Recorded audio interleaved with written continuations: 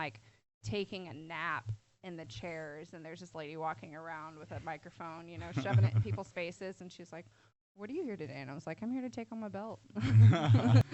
I mean, I definitely got into it pretty late. I've been, you know, training boxing for almost 4 years together, and you know, we're branded well, and we bring all of our stuff. And like, can you wrap my hands? Like, oh, I also don't have a cornerman. It's like often they don't even have to ask, and we just offer. I mean, I feel like I have something to prove every time I step into the ring. I mean, when you're that little and you've got that much stamina, and you can just go and go and go, give them 3 minutes. Like, for fuck's sake. I mean, perfect.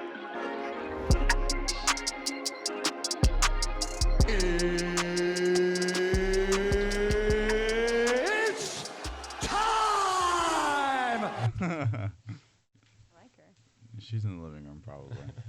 She just, every day, she just hangs out in that little dog bed out there. She does not, like, move all day. Like, Grant leaves for work, and she just hangs out there. Has she tried to pull down the leg yet? Pull down the leg. You got a leg in there. Oh. I forget that's over there. We got that. Did Brian tell you all the story behind that? Yeah. It's not a really Kind of. story. It just I goes. mean, some dude either got a new leg, Grew a leg, Or he right? grew a leg. or is looking for a new leg. Fantastic. I find it funny that U-Haul wouldn't just call the people. Like, it's got to be attached to a number, right? Be like, Oh, it has to have its hey, own like VIN number. Or yeah, like, something. hey, you left your leg in here if you want to grab it. You left your leg. They probably just got an upgrade one. That's why they didn't need it Yeah, but anymore. those things are like 30 grand. They're not Really? cheap.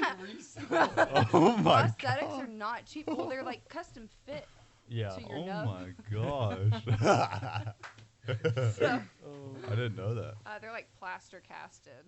They're pretty. It's a pretty cool process to watch. Oh yeah. goodness. I've seen the TikToks of them, like, they fill it with the color. Have you seen that? Yeah. Those are kind of addicting. Yeah. I don't know. I just like When them. you can't sleep at 3 a.m. That's what Exactly, you're doing. You're yeah. watching prosthetics being made. That or like learning jujitsu from my Instagram. Oh Like, my you know, like what? Jiu-jitsu's fake. We have this coming weekend. We have Derek Lewis and Almeida and fighting. he'll probably do that as well. That- Ooh. We'll see if he just stands up. Is that just a He's fight? the card crocodile fight? guy. Yes. Yeah. Yeah. It should be at the Apex, I believe. But we're here today with Emily. She came in. We're in the new studio. Hopefully this works out. It's looking good. It's looking It looks good. good. Yeah, I think I like Thank it. you. We'll get some more decorations and yeah, we'll get the logo right we'll here make too. it look more homey. Yeah. It's very comfortable. But how you doing, Emily? Good. Doing good. Yeah. Yeah. You have your belts here with us Yeah, today. Is I that the Sugarburt boxing belt? This is the Sugarburt belt. Okay. Yeah. So that was the first belt that I won, and with it came this fun little WBC gold medal. Oh yeah. So that's pretty important in the boxing world. Obviously, like you've seen, like the green belts in boxing; those are WBC green belts. So those exist in the amateur world also. Okay. But you have to have so many fights to be able to like even qualify to fight for one of the WBC belts. When we were there was a kid who had like 65 he had like 60 fights, and he qualified to be able to fight for one of those. So but yeah, that was a fun experience getting to win that. There was like 400 boxers registered for that event, and they had 3 different rings set up in this like beautiful convention center with big chandeliers, and estimated like 5,000 people in attendance. And I was one of the last fights. I think I actually was the last fight of that day. Yeah, I was the last fight that day. And prior to me getting to step into the ring, we had like 23 fights in front of me. So I'm like taking a nap in the chairs, and there's this lady walking around with a microphone, you know, shoving it in people's faces. And she's like, "What are you here today?" And I was like, "I'm here to take on my belt." Gosh, is it so? It's a tournament style. It's a tournament. How many days and how many fights?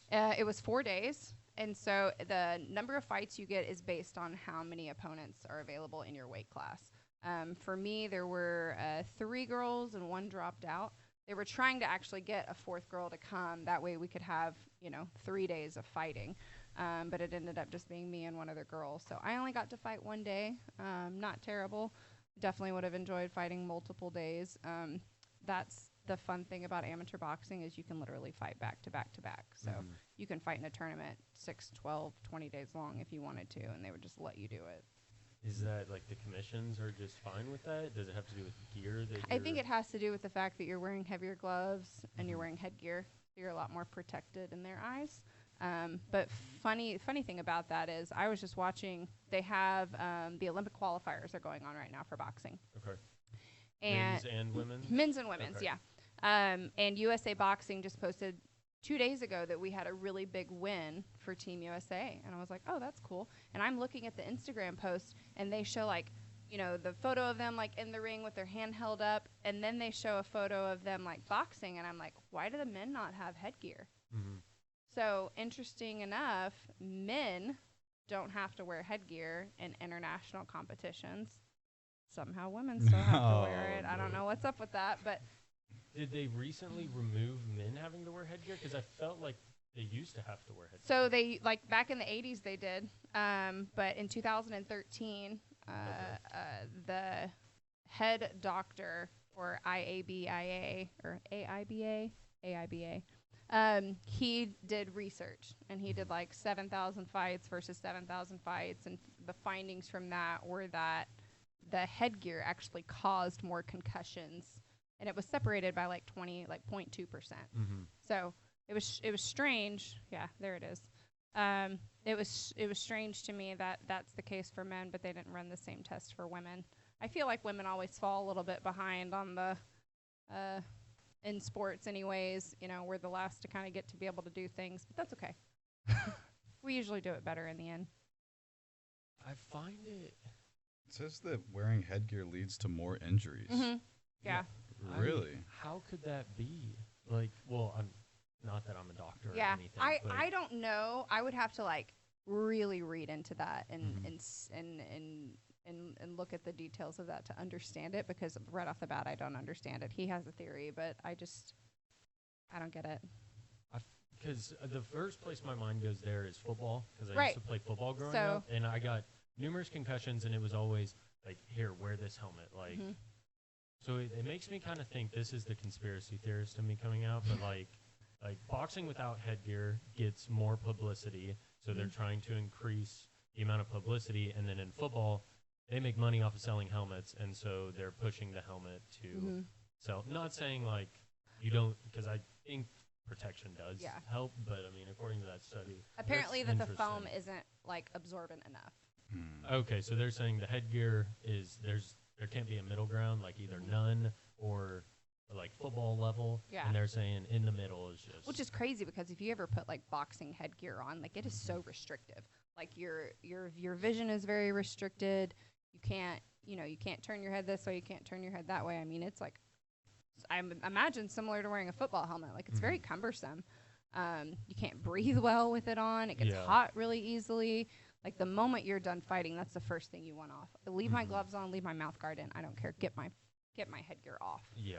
I would argue it's worse than a football helmet because you've got it like pressed. I mean, there's no space. It's so between. snug. Mine laces up the back. I have a title headgear, and it laces up the back, and then it has like a very aggressive metal, like a metal bracket strap around here. So it's like it wouldn't come off. Well, like the buckle is metal, you know. So it's like it's on there. Yeah, it is on there. It's not going anywhere. I'm trying to pull up the qualifiers for the boxing. See there, we've got the Yeah, women. they're wearing the helmets. Or the headgear, sorry. Yeah. And this is, I take it, for the Paris Olympics in 2024. Yeah. What, this is Tokyo 2020. This is the wrong one. You're one Olympics behind. Yeah. This says 5 days ago, though. Yeah, so the men didn't have any, and I was like, that was really interesting. So I just commented. I'm pretty brazen.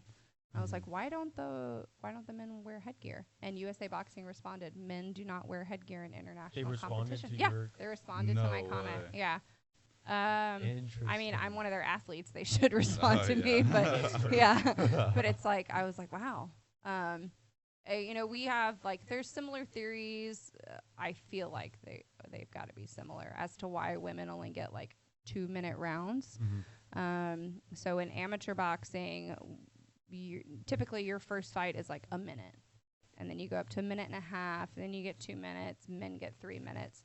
Women only get 2 minutes. It's the same thing goes for like professional boxing. Women only get 2-minute rounds. Our theory for professional boxing is that women only get 2-minute rounds because, you know, like for me, I'm middleweight. That's 165.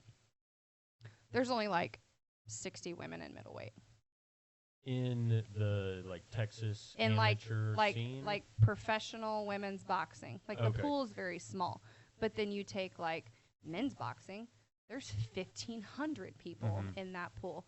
So we think we think it has to do with the knockout rating. So there's not as many women. So if we get 3-minute rounds, that means I get an extra minute to put you on your ass. And if I do that, then you're out for at least 30 days. Some states' commissions are 60 days or longer, depending upon how bad your injuries are. And then it kind of stalls. Yeah. So you look at like Amanda Serrano. She's already fought twice this year. She's fighting again, you know, this coming weekend.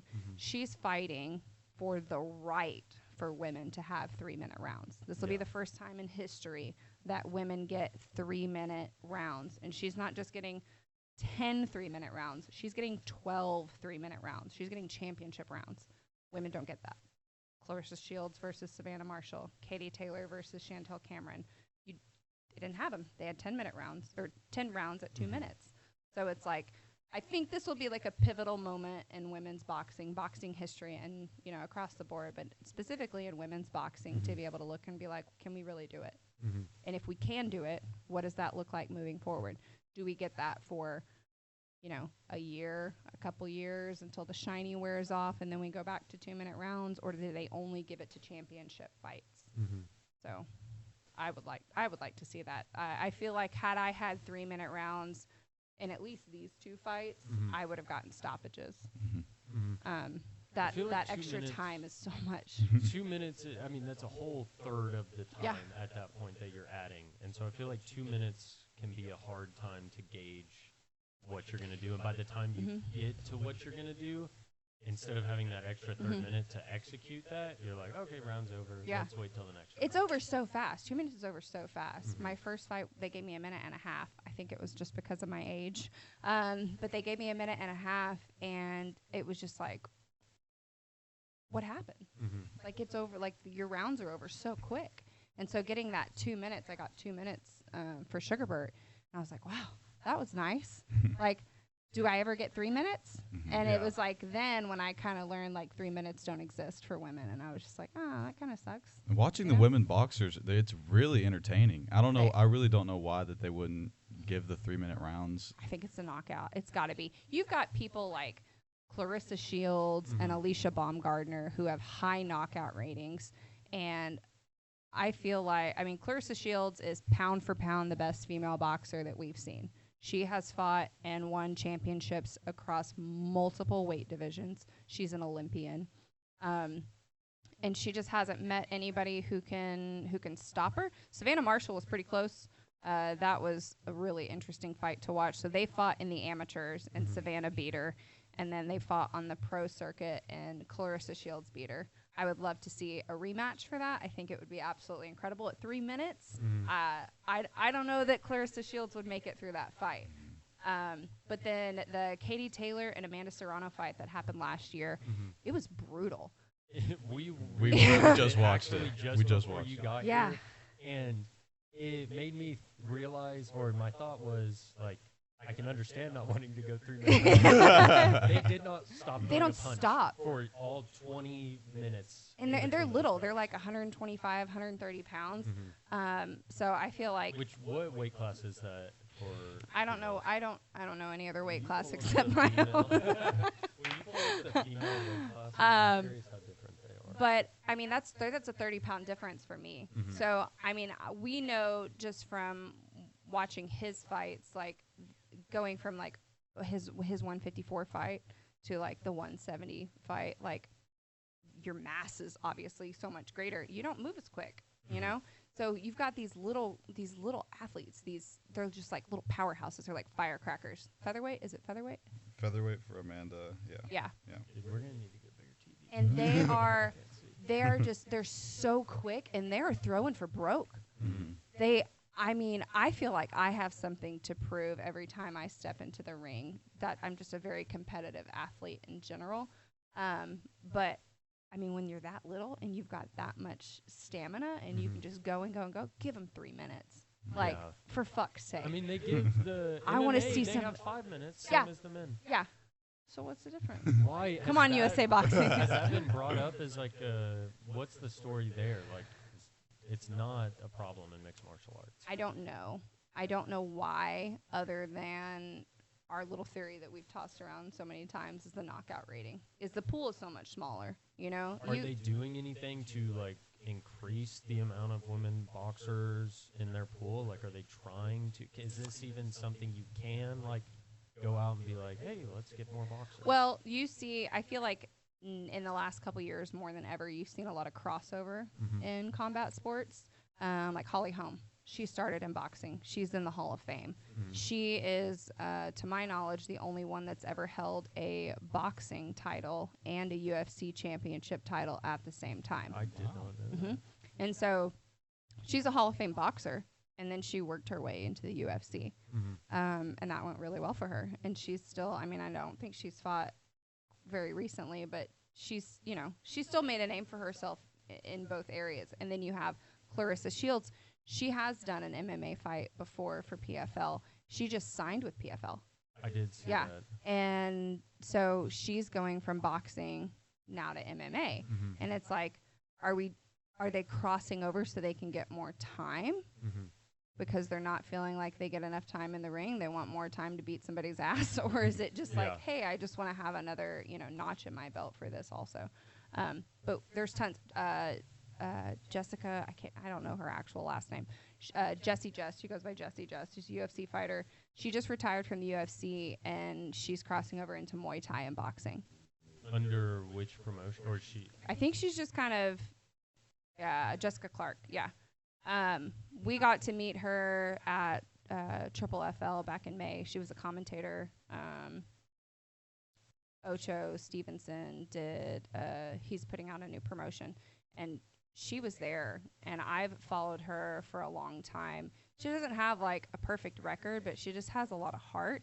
And she's worked her way through like several major injuries, which was super inspiring to me.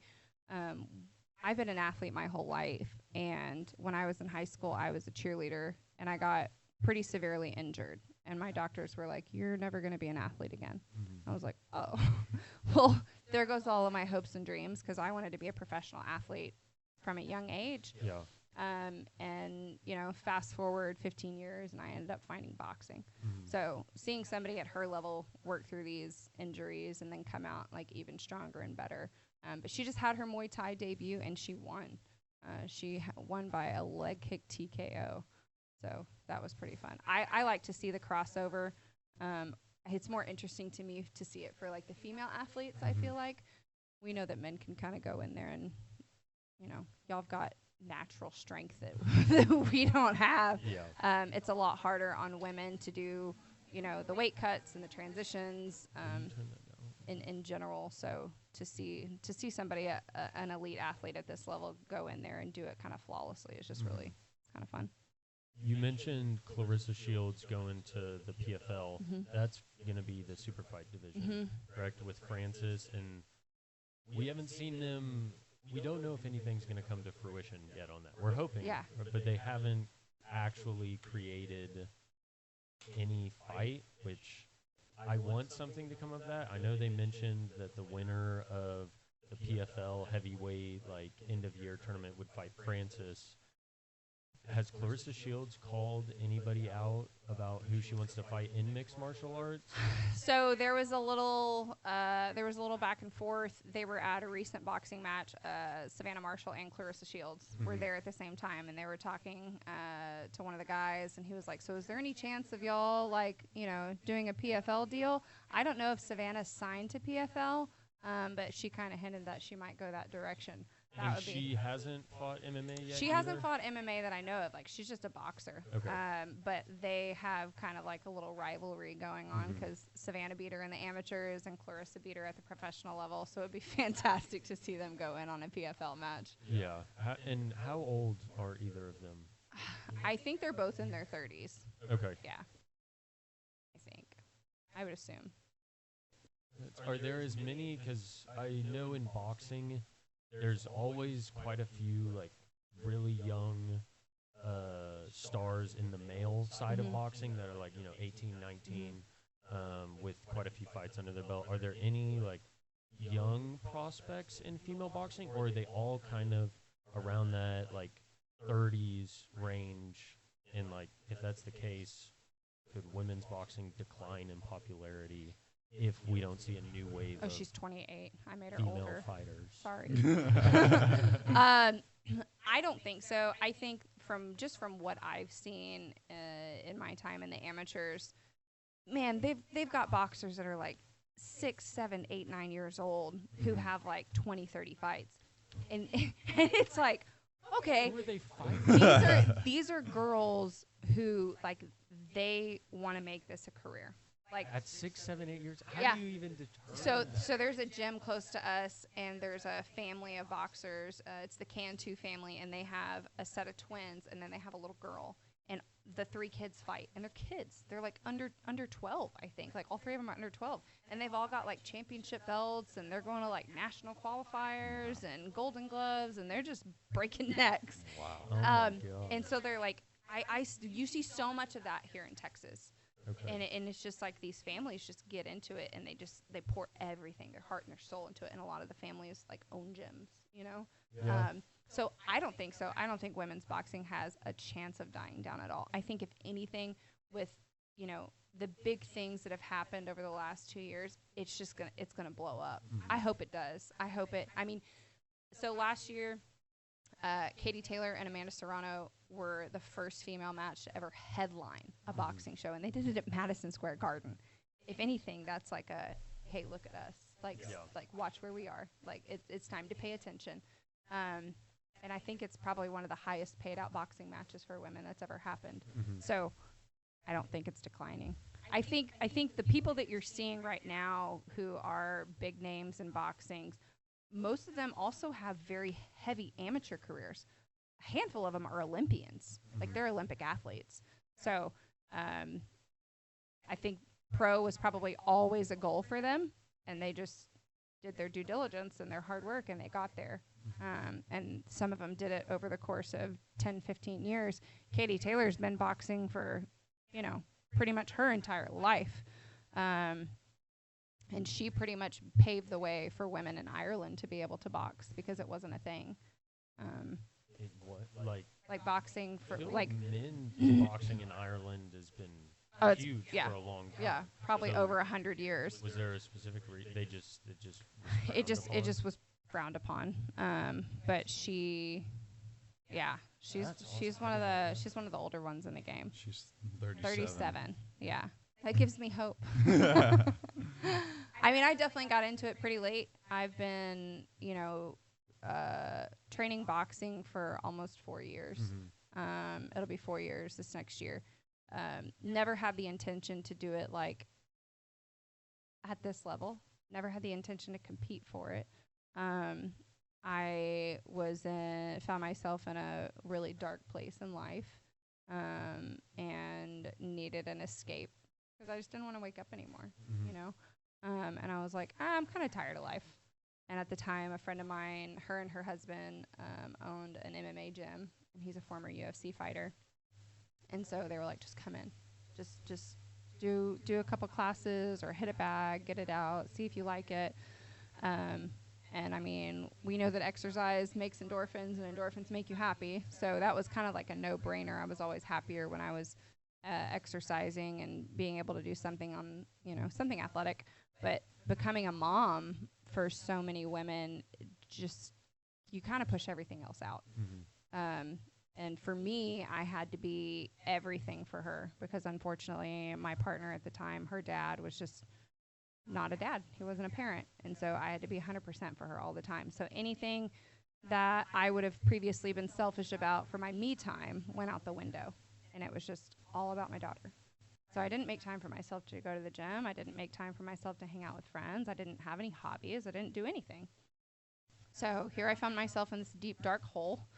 Went in and did some kickboxing classes and did a little training with TJ and his wife, Shayla. And I loved it. And so I got up, went about my day, and looked forward to that hour and a half that I got to spend at the gym. And I would be so exhausted by the time I left, but I'd feel so much better. And so it's what I look forward to every day after that. And so I was there for about 6 months, and TJ was like, you should focus on boxing. I was like, I don't really have any interest. Like, I'm just doing this just for the exercise. It was just for my fitness. It wasn't for anything else. And he was like, no, I really think that you should. So I kind of switched from this cardio kickboxing to boxing, and fell in love with it, and knew that I needed to kind of elevate my training because I really wanted to pursue it, and I reached out to my head coach now, Richard Hicks, through social media, because we had a mutual friend. He was like, yeah, like if you ever need a boxing coach, like he's your guy. He's got a professional record, I think, of like 14-1-1 or 14-1-2.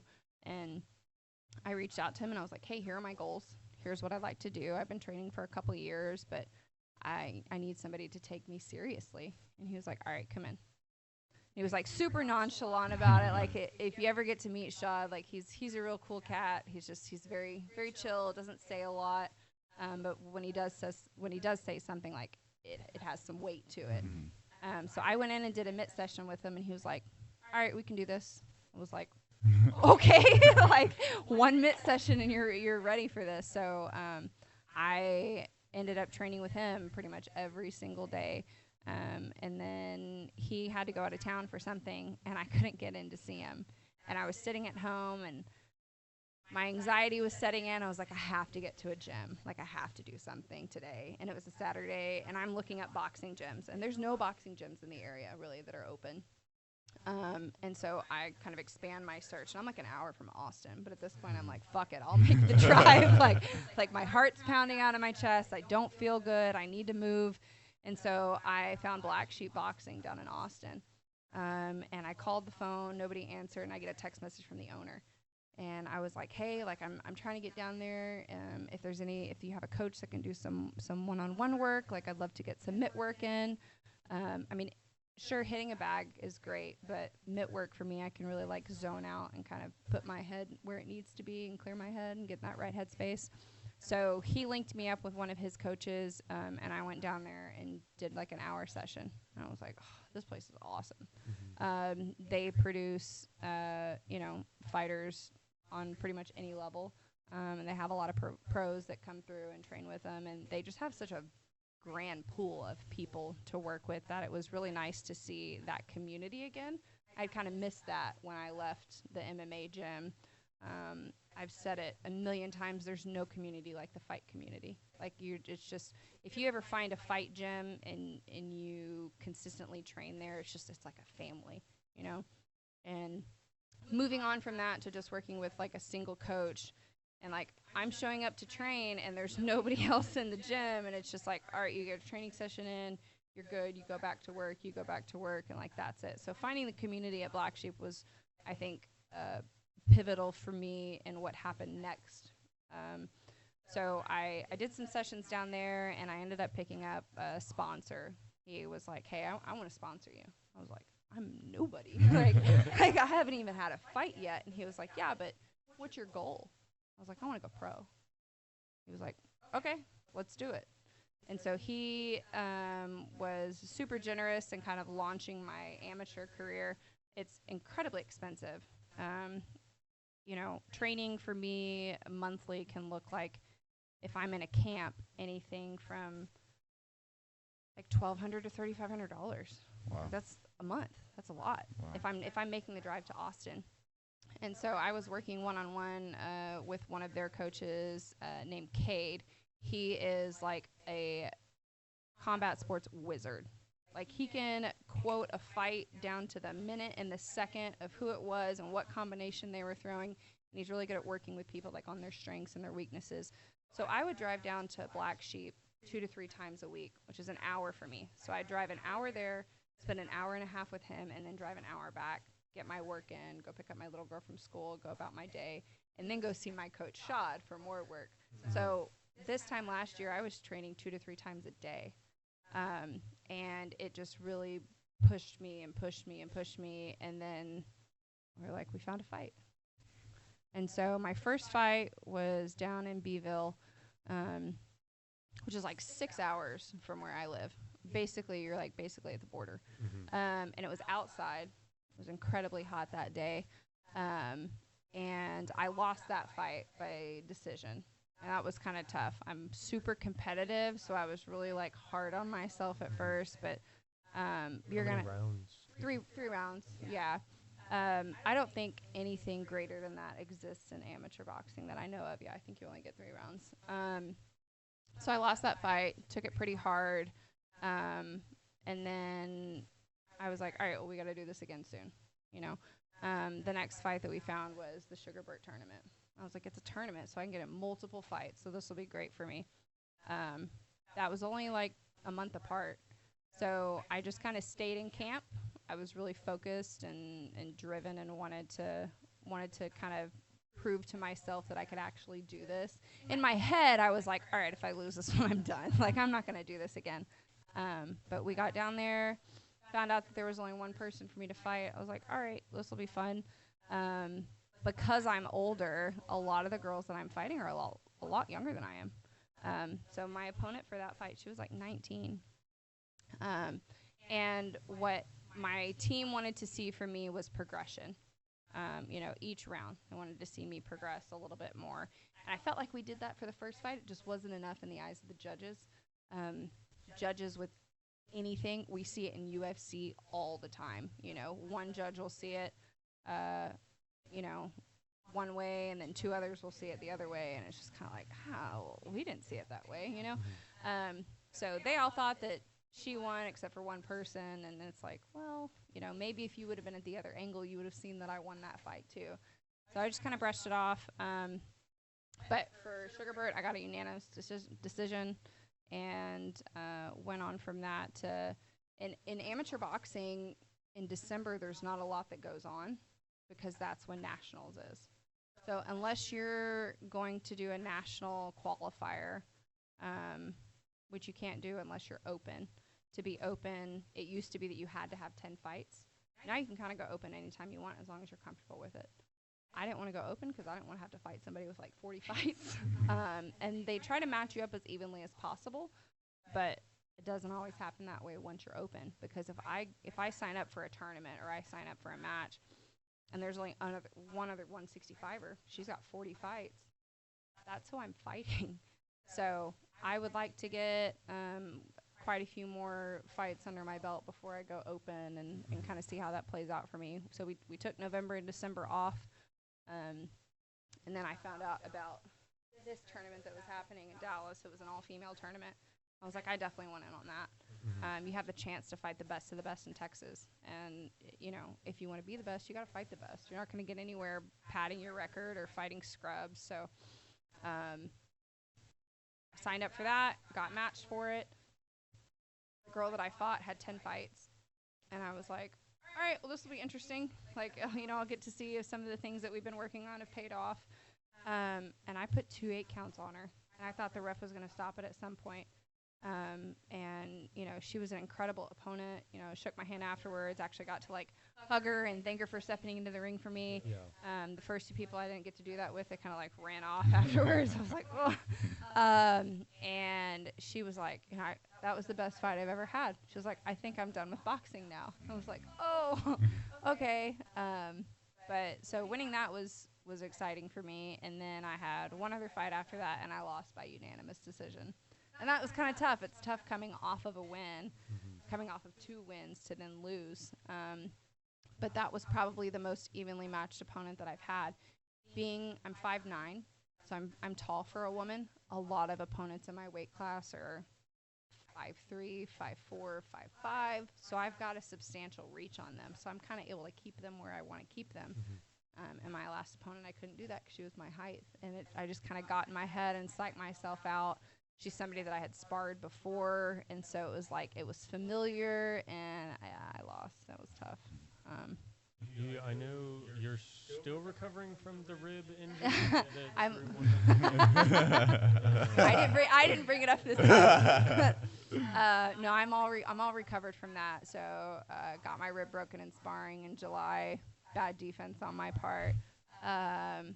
It happens. Like, I would much rather get injured in training and be able to correct it than get injured in the middle of a fight and have to like push through it. But that's what he made me do. So we're a minute and a half into the round. He hit me. I pulled my guard up and he got me in just the right spot, and I immediately went down. And he's like, "Get up." I'm like, I need the 8 count. And he's like, "All right, you can get the 8 count and then get up." And so I got up, and I just, I'm a southpaw fighter. So I'm just like protecting this with all of I have, and I'm just, one arm punching. And I made it through the round. I finished it, but it was so hard to breathe. He was like, "All right, you're good. Take your gloves off. You're done." And it really means so much to have training partners and coaches who will push you and push you further than you know that you can go. Because I guarantee you, between my head coach and True, they have put me through harder rounds than I will ever see from a woman. Ever. They're stronger, they're faster.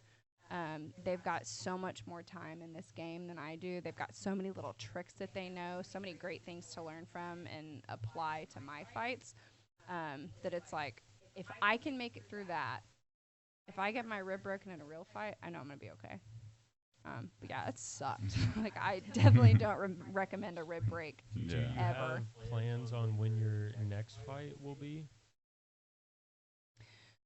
So there was a lot on the calendar for July and August that I missed out on for my injury. And obviously September's over. We're well into the end of October. So hopefully November. I've gotten back into training pretty much full time over the last couple weeks. So I just need to get back into a rhythm, and we'll see what the rest of the year holds. If not, then I'll get right back to it in January.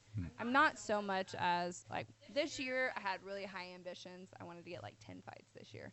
Like, I had the calendar all blocked out, and I was like, perfect, we'll get 10 fights and we'll go pro next year, and then I can start getting paid. But that slowed down, so I'm not really concerned.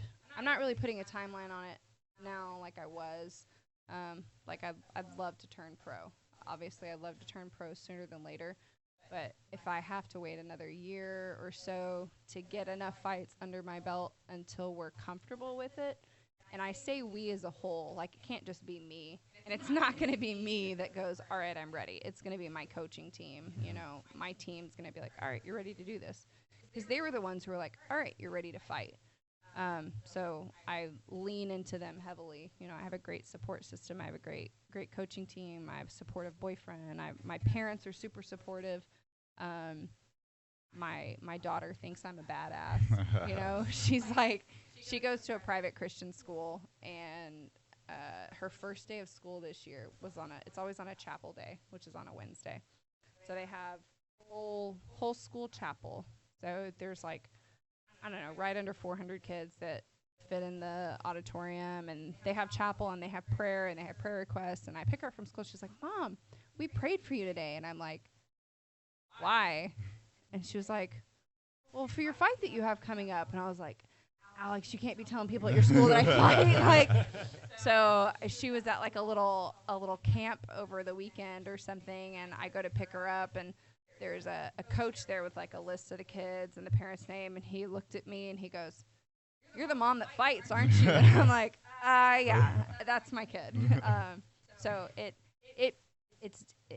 means a lot to have that support system. Without it, I don't think any of these people would be where they are. I definitely wouldn't be where I am. So. Has your daughter shown any signs that she wants to get into the game as well, or what? Yeah. I don't know any, like, maybe competitively, but yeah, she shows a little aggression. I tried to get her into jiu-jitsu. I joke that jiu-jitsu is fake because it is. But no, I think it would be fantastic for her. She plays select soccer, and she's played, this will be like her 8th season. And so she's pretty dedicated to it. She's super competitive, though. So we'll see if that translates over into combat sports at all. She needs to know how to defend herself, whether it's on the ground or with her hands, preferably with both. I think I could probably get her into Muay Thai more so than anything else because the idea of kicking people is really fun for kids for some reason. So hopefully, yeah. Katie Taylor was a soccer player, I think, before, right? Yes, yeah, and she still dabbles. She plays. I think she plays soccer, like in her free time. I know that she played. I don't know if she played professionally, but I know she played like for a team even in her adult years. Soccer's amazing. I love soccer. Incredible endurance to be able to run up and down a field for an hour and a half. I feel like that translates very well to boxing. There's some people I know that don't like to run at all for their training for boxing. I really like running. I don't like to run outside, but I'll do like interval sprints on a treadmill. Swimming is also like incredible for boxing. Just to have that like cardio endurance. It's important, I if can't stand walking on treadmills. So I'd much rather go run outside. Yeah. I need to see. you need to see things. Yeah, treadmills too. I get too bored. My ADHD starts jumping. So I go to the YMCA, and at the YMCA, it's like 2 stories, and all the treadmills face like the tops of the trees. So I'm just like running into the trees. But it's calm. It's nice and calm. I love to run. In my younger years, I just go to the track at the high school where I grew up, and I just go hit the track and run. But so many of these schools lock their tracks up now, I guess, because, kids in this generation are assholes who just like to vandalize things. I was scrolling through Facebook last night, and I'm in like a community page, and there were like 3 or 4 kids that broke into Leo Buckley Stadium and were just like talking shit over the intercom. And I'm like, this is why we can't have nice things. But yeah, running's important. Having that cardio is super important in boxing. Taking time off and then getting back into the ring for mitt work with my coach is like murder. I go from being able to do like 12 rounds with him, and we do 3-minute rounds. So I train, for the record. I train 3-minute rounds. Sometimes we'll do bonus rounds, and we'll train for like 5-minute rounds. But I only get to fight for 2, so I'm ready. Hopefully a change is coming soon. Yeah, hopefully Saturday makes that transition. They are literally fighting for the right for women to have those 3-minute rounds. I hope we see a knockout. Yeah. With the way the Taylor Toronto fight was, if we see that many punches across 3 10-minute or 12-minute. 12 3-minute rounds. Yeah. There we go. Somebody's head will be hitting. Yeah, the volume. I don't even know who Amanda is fighting on Saturday. I don't think I'm familiar with her opponent. But Amanda on her own is just a powerhouse. She has to be. Katie Taylor is probably in the top 3 of my favorite female boxers. Amanda's up there. She's good. And she earned so much of my respect from watching that Taylor fight. I was just like, man, like, are either of them going to stop? And they put each other on skates multiple times. I mean, you see their knees just go weak, and it's like, so I don't know who she is or how she gets the right to fight her. For I got 2 trains of thought going. Danila Ramos. You have that. Cue card. But she's what, 12-1? I want to say. So I noticed she has quite a few, because Serrano has almost 50, if not more, fights under her belt, I think. So it was kind of. It was interesting that this person did. What's her? Click on her amateur record. You see Box Am. Click on that. So according to BoxRec, which is not always accurate, but we have somebody who can pull up her real amateur record. BoxRec says that she's got 1 amateur fight and it was a loss. I don't believe that, but she's also from Brazil. So, I mean, when you're in other countries, obviously you're not fighting under USA Boxing. USA Boxing gives you this cute little thing called a passbook, and it looks like a passport. And it's got your photo in the front of it and, your licensing details, all the things. And then each time you have a fight, they record it. The official signs off on it. They put, all the details of your fight in there. It's pretty cool. But when you're in other countries, you don't have USA Boxing, so it's not as regulated. So we don't actually know how many amateur fights she has. What was her pro record? Hopefully more than 14 fights under her belt. I'm sure she has more than 14. Fights against Serrano is. Yeah, can you pull up not Serrano's record? producing. So according to this, she's number 8 in the world of 200 people in her weight class. That same weight class for men, I guarantee you, has 2,000 or more. Yeah. Which is crazy. I always get this like wow kind of shock whenever I tell people that I'm a boxer. They're like, really? I'm like, yeah. Like, what do you do? Sit behind a desk, Linda? Like, I mean, it's funny. Well, whenever he was still an amateur boxer, we would choose a lot of the same cards so we could both fight at the same time. And we'd show up to like check in, and they'd be like, and you are, and I'm like, a fighter? They're like, oh, okay. Yeah, look at that. That's crazy. So 48 pro fights, and her amateur record, if it'll pull, oh, it says you have to log in. Oh, dang it. Tricky. You ran out of Oh. music. Hi, Sadie. Hello, Hi, Sadie Sadie. She's so sweet. I'm sure her amateur record is substantial as well. We know that Shields and Savannah Marshall have big amateur records because they're both Olympians. So they both at least have probably 20 or 30 fights under their belts. That's a crazy matchup to me. Like, I don't even know if that's really fair. Yeah, I kind of agree with you. Wow, short amateur career. Okay. Staten Island. Could that somewhat contribute to why the commission changed their mind and allowed 3-minute rounds? Because they believe it's somewhat lopsided? I don't know. I don't think that helps the other girl at all. No. Yeah. I don't think 3 minutes is helpful for an uneven match. I feel like 2 minutes is actually more helpful because you get the rounds are shorter, and then you get a break in between, and the break feels longer than the round sometimes. So that cool-off period is actually, like, I think plays a really important role in how you perform, like, going on to the next round. I don't know. I would love to know why they made that matchup. I feel like her and Katie Taylor were a very evenly matched fight. I feel like that was incredible. Maybe, there's a lot of politics in boxing. I feel like there's more politics in boxing probably in any other combat sport. I mean, we know Dana kind of controls everything else, but boxing is old, and there's old money in it. And there is, I would love to know I would have to say that boxing probably has the most money in any kind of sport as far as, like, betting is concerned. Like, it just goes back, over 100 years, probably 200 years of boxing. And there's just so much money and so much manipulation and so many soccer. Soccer's wow. number one. Look at that. Boxing's got to Well, be it's up the there. most popular sport. That is fair. Yeah.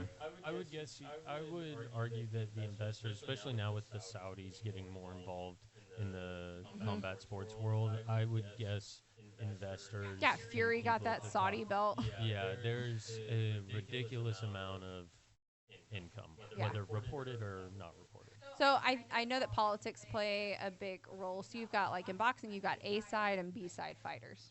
Okay, think like A team and B team in basketball or anything else in, like, high school sports. And your A-side fighters often pay for their position on the card. So if I'm an A-side fighter, I'm going to say I want to be I want to fight, okay? And I want to be in the top of the card. I've got $6,000 for me and my opponent. I'm basically paying my own purse. Like, I'm not really making money off of it. Oftentimes the promotion will, throw you a purse. But so I'm also a licensed combat sports manager from TDLR here in the state of Texas. I'm also licensed in California, and I'm licensed in Louisiana. So I manage a professional fighter. And in that, I've learned a lot of ins and outs that we didn't even know existed. So I will get offers for him sometimes, and they're like, well, that's not in my fighter's budget. And the first time I was like, what? Your fighter's budget? I was like, can you explain that to me? He's like, yeah, my fighter is paying your fighter's purse. It's like, oh, okay. So they do that oftentimes to pad their record. They want an easy, what they think is an easy win, so they can get their stats up and so they can get their rankings up. So then they look really good to those big promotions like Golden Boy or MVP, Top Rank, DAZN. That way they can get more money in their purse. But yeah, so you've got A-side fighters who will often pay for their positions. And Is then that more at an amateur level? oh no, that's pros. You don't get paid as an amateur. Yeah, you don't get paid at all as an amateur. Amateur boxing is just for the love of the sport. And nothing's regulating this, because I feel like that is the biggest contributor to like most people's problem with boxing. Yeah. And are they not doing anything No. to fix that? I don't know. There's nothing to fix about it, which is crazy, right? So yeah, so we all get offers for him at the professional level, and they're like, well, here's how much we want to pay you. And I'm like, so he only Especially if they think he's just a pushover fight. Right. Knocking off so he only has 3 professional boxing fights, but they don't see like the 10 amateur boxing fights that he had, and like 6 of them were by knockout. You know, they don't see his Muay Thai record, they don't see his kickboxing record. He's got over like 30 fights. Like he's a sleeper. You know, like they're gonna put him in the ring with somebody, and they're gonna be like, uh-oh, like maybe this really wasn't a fair matchup to what we thought. So learning a little bit more about it has been interesting, to be able to like negotiate a lot more. Be like, well, I see that your guy really has like 60 amateur fights. He's got 2 professional wins. Both of them are by knockout. I'm not going to put my guy in there for $2,500 so you can just like make us catch a 30-day suspension. No, you want to fight him, here's how much you're going to have to pay. And a lot of times they won't go with that. I Does mean, it take serious negotiating? sometimes it takes serious negotiation. Sometimes they just won't even reply. And that's okay. If they don't reply, I don't want it. Yeah. Like, I'm not trying to be, you know, a lamb for the slaughter, or have my fighter be a lamb for the slaughter. So I would be interested to see how this matchup happened in regards to like the A-side, B-side thing. And that's not always the case. Some promotions will be the matchmakers themselves. So you have promoters, you have matchmakers. Managers fall under those matchmakers, obviously, because we're the ones who are trying to get the fights for our fighters. But sometimes the promoter and the matchmaker are one and the same. I got to have the pleasure of working with. Sorry, I'm getting some side info. Oh, wow. Okay. All right, we'll circle back. I had the pleasure of working with this young man named Devin McGowan out of Louisiana. His grandfather was Lee. I'm going to butcher his last name, so I'm so sorry. I think it's Bonos. I think he's like world famous for look up Bayou Fighting Championship. That's not how you spell Bayou. How you spell Bayou? You go to A&M. How you spell Bayou? Hook 'em. Bayou. O-U.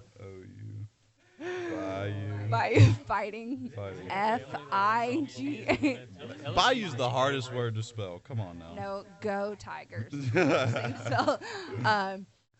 So Bayou Fighting Championship. I think this has been around for like 50 years or so. His grandfather, Lee, I can say his first name.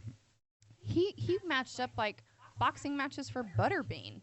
I mean, like, so it's been around for a really long time. Really? Yeah, like they've got some old school boxing flyers. There's probably more on their Facebook page, but the old school boxing flyers that he had put up, they were like so cool, and I was like, man, I got to get in with this guy. So they do more than just MMA? They do MMA and they do boxing. And I think they do kickboxing also. So I reached out to him. I kind of put him out on a flyer. I was like, hey, I have a fighter. There we go. MMA, kickboxing, grappling, and boxing. So I put him out in a couple of the promoter groups that I'm in, and I was like, I have a fighter. Here's his record. Like, we're ready to take some fights. And Devin reached back out to me, and he was like, I want to talk to you about matching up your guy. Well, he owns the promotion, so it's his money I'm playing with. Mm-hmm. So he was like, all right, well, I've got this fighter for you. Come to find out that some of that money came from the fighter, some of that money came from the promotion. So I don't think it always is just one-sided for that A-side fight. And he offered me something, and I looked at this guy's record, and it wasn't anything to be like scared of. He's a fantastic boxer. He has a good record, but he hadn't been active in a couple years. So I was like, well, this is how much I want. He was like, okay, you got it. And it's like, oh, was that too easy? Should I have asked for more money? But I mean, as we go along with this, obviously I'll learn more and I'll get better at it.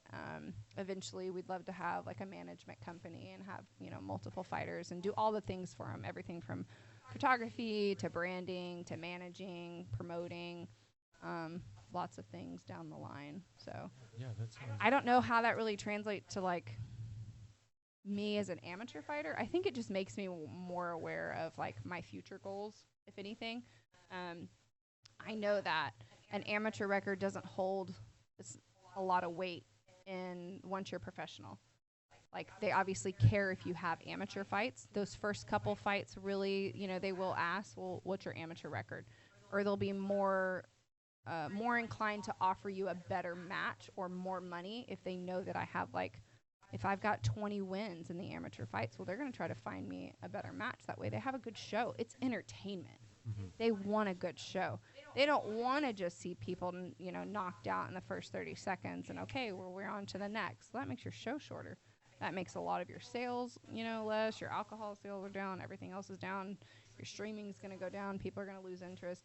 I don't like when I'm watching, whether it's boxing or UFC. I don't watch UFC, but if I'm watching boxing matches and all I see are like 30-second knockouts, or we're getting, you know, people are just clinched up, I'm like, all right, I'm bored. Like, I want to see action. I want to see you stand in the middle of that ring and bang. Like, fight each other. You're gladiators in there. Show us that you are. All right, I got some side info. Oh dear. Back to Amanda's opponent. She's ranked number 1 in Brazil out of 7. They only have seven professional at her division. At her weight class. So she had to have beat all 7. Obviously. So she's number 8 out of 212 in the world. What is Amanda's world ranking? I know that I think she's at least in the top 5. She's number 1 in her weight class. Where does that put Katie Taylor?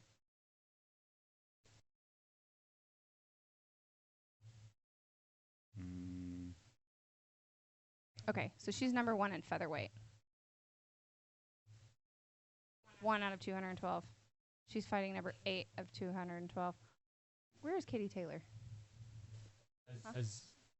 Top 10. Yeah, but Have either of them... Has Katie Taylor fought since the Serrano fight last year? yes, she fought Chantel Cameron. She went up a weight class. Okay. Which, and in Ireland, her first fight that she was able to, like, her first professional fight in Ireland, which was huge for her. Her homecoming, if you will. She fought Chantel Cameron, who I didn't even know I didn't know who Chantel Cameron was. I was just like, oh, this poor girl. Like, that was my initial thought. And after the first round, I was like, shit, we're going to see Katie Taylor get knocked out. Like, I was sure of it. She went up a weight class. They're both, they both hold like 7 belts each. And so it was undisputed up against undisputed. And I don't know what one judge saw it Katie's way. I don't know how that happened. Chantel Cameron won every single round beautifully. She just outboxed her. Yeah. So it'll be there, and they have a rematch. I think it's in September, not September. We've already passed September. Is it November? It's in November. I haven't had any coffee. So Chantel Cameron and Katie Taylor are doing a rematch this year. And unless Katie's done a lot of work, I don't see it CH. Well, maybe Chantel, we'll see CH. something similar with this Ramos girl that's fighting Serrano. Yeah, maybe it'll be an upset. I'm never mad about an upset in boxing. I'm not either, but I think the PFL would be quite upset if Serrano lost going into a Yeah. like the relating the Mike, not Mike Tyson, Tyson Fury. November 25th. Ooh, Thanksgiving. That is coming up. That should be interesting. Football in the morning. Yeah. You have to watch it. If you don't watch it, I'm not coming back. But next weekend we have the Serrano fight, and we also have the Francis Ngannou fight. Yeah. Talk to me about that, because I know nothing.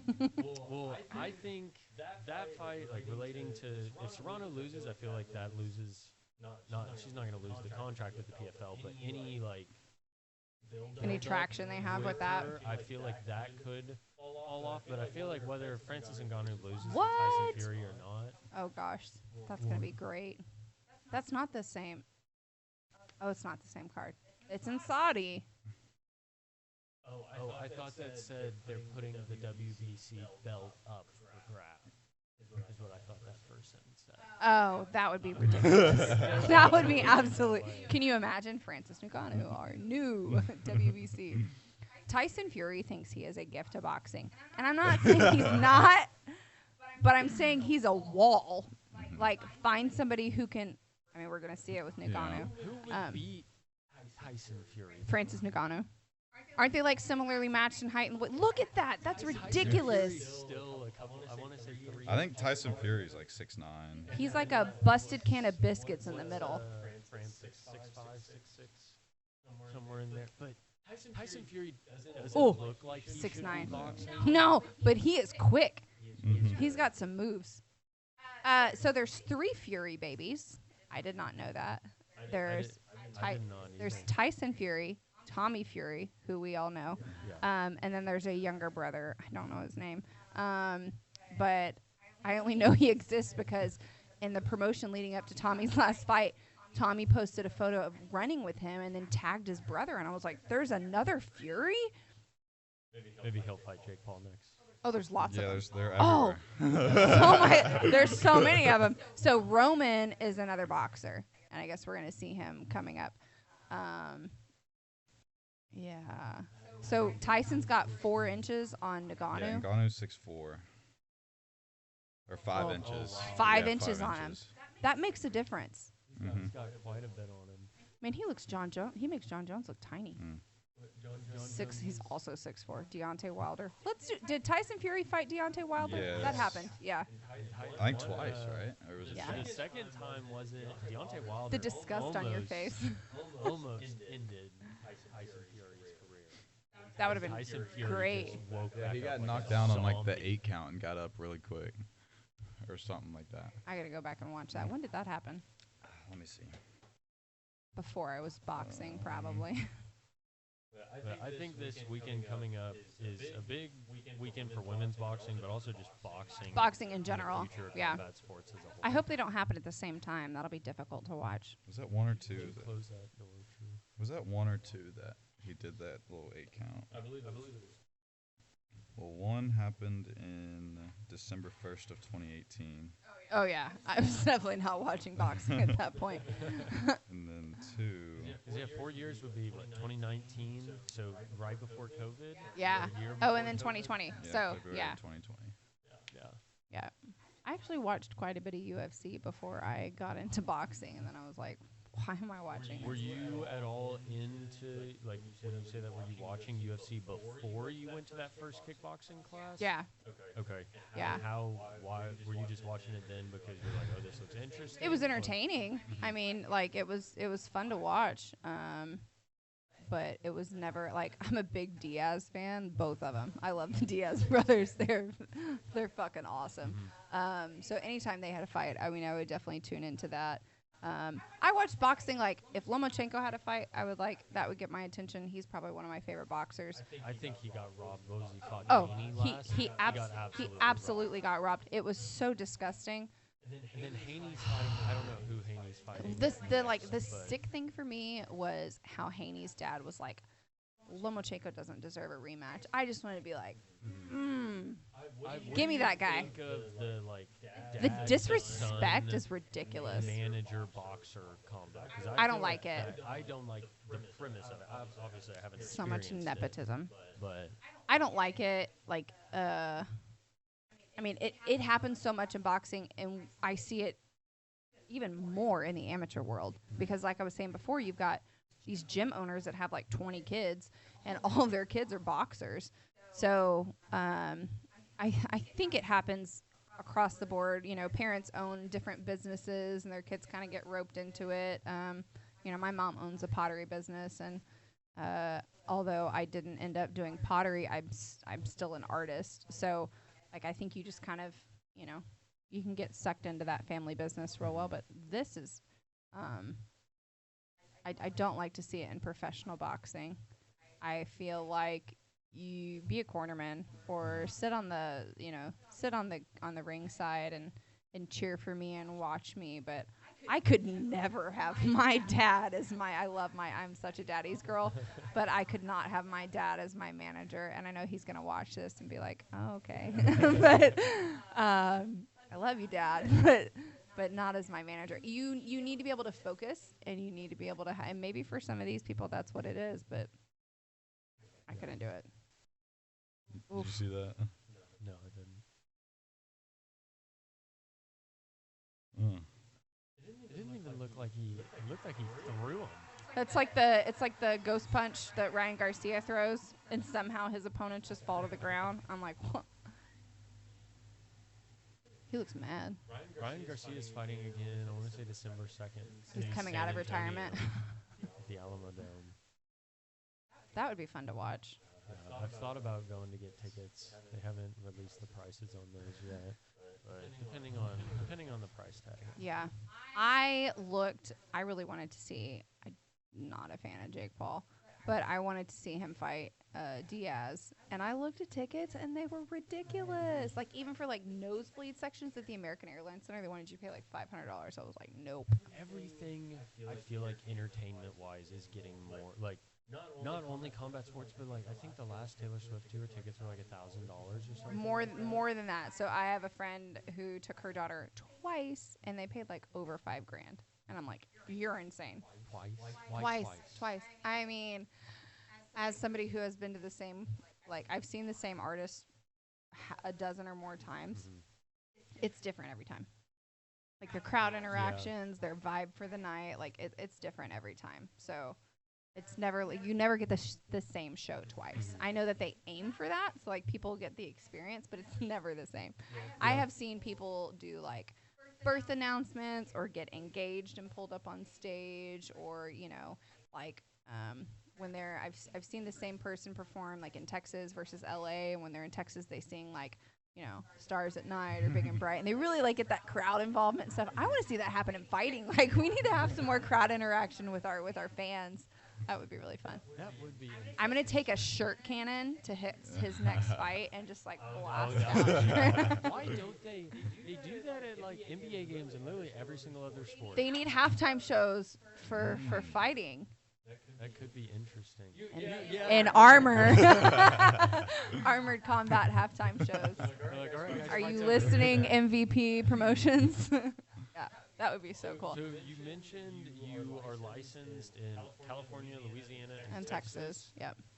Are you gonna get licensed outside of those three? Do you have plans to do that? What's the process like to get licensed? So to get my combat sports manager license here in Texas, I just had to fill out, you know, some paperwork, send them some money, and they want to know, like, your experience. Like, there's a little section where you can fill that out. I'm sure if you have no experience, I don't know, maybe they decline you. I'm a fighter, so I've got, you know, 2 years experience in that, and then I've basically managed 14 plus fights for him on the amateur level. So I got, I didn't know, I was searching the licenses, because you can search TDLR licenses, and I searched for like 3 weeks, and I was like, man, maybe they just took our money and ran.